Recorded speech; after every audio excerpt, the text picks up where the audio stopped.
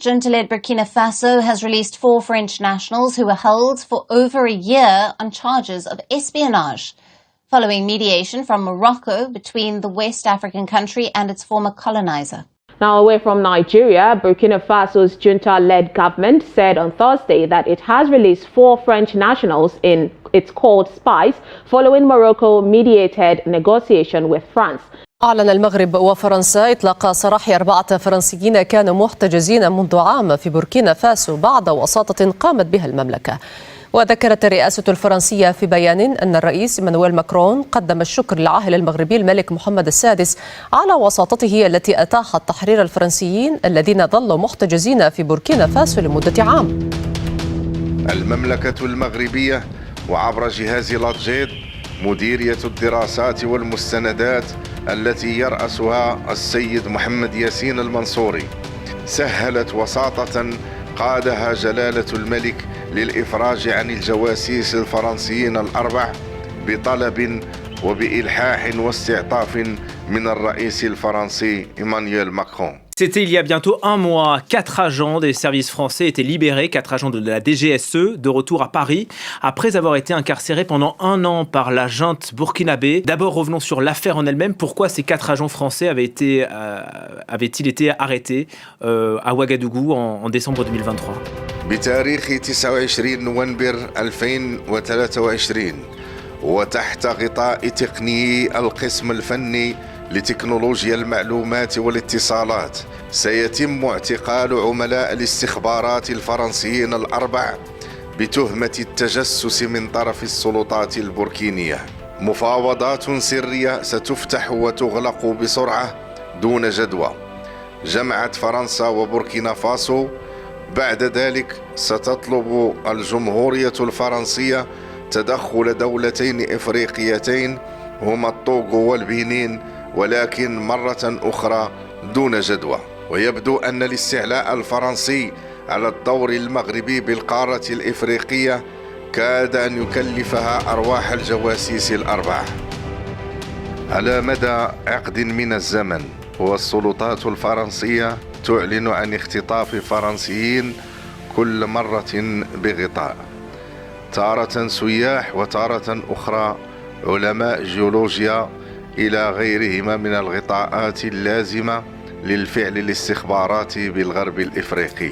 الوجود الفرنسي بالغرب الإفريقي بمنطق التواجد الكلاسيكي كان يسمح لها بالتدخل بعمليات خاصة كان يسمح بها التعاون الإفريقي الفرنسي، غير أن التدخل كان دائما بخسارات في الأرواح كما كان الحال سنة 2019 مع اختطاف سائحتين بالبنين وتسليمهما إلى مسلحين بدولة مالي، مما أسفر في العملية آنذاك عن مقتل جنديين فرنسيين. وحيث أن منطقة الساحل الإفريقي ستعرف ثورات ضد التواجد الفرنسي الذي كرس من المنطقة للأسف مجرد معبر تقليدي وجعل من مستعمراته مستعمرات تتجدد عبر مرور الزمن. الضعف والفشل العسكري والأمني والاستخباراتي الفرنسي بالمنطقة سيعجل جيوسياسيا بفصل الساحل الإفريقي إلى فضاءين هما شمال إفريقيا وإفريقيا جنوب الصحراء، لتسقط بذلك قطع الشطرنج الفرنسية نهائيا في منطقة الساحل وتنطفئ مصابيحها في منطقة كانت تعتبرها ملعبها الخاص.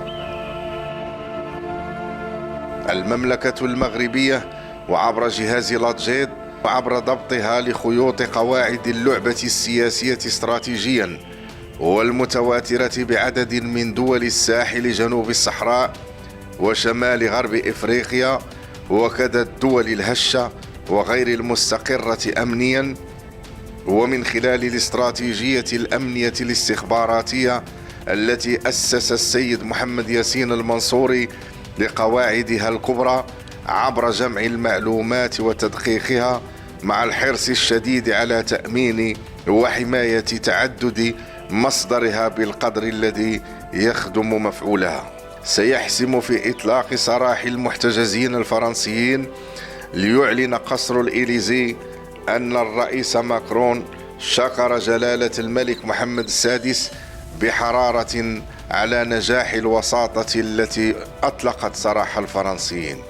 عملية لاتجيد ستؤشر على عربون الشراكة مع فرنسا في توجهها الجديد بعد علاقات متدهورة بين الرباط وباريس عكر من خلالها الرئيس الفرنسي ماكرون شخصيا صفو العلاقة مع البرلمان والاتحاد الأوروبيين، خاصة بعدما سمي بأزمة بيغاسوس.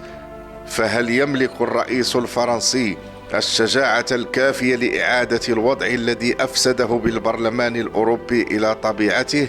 وهل يمكنه منح مسؤولين مغاربة قدرهم الطبيعي ارتباطا بهياكل الاتحاد الأوروبي، قدر يفرضونه بجهودهم الدائمة والنزيهة في خدمة الأمن والسلم الدوليين؟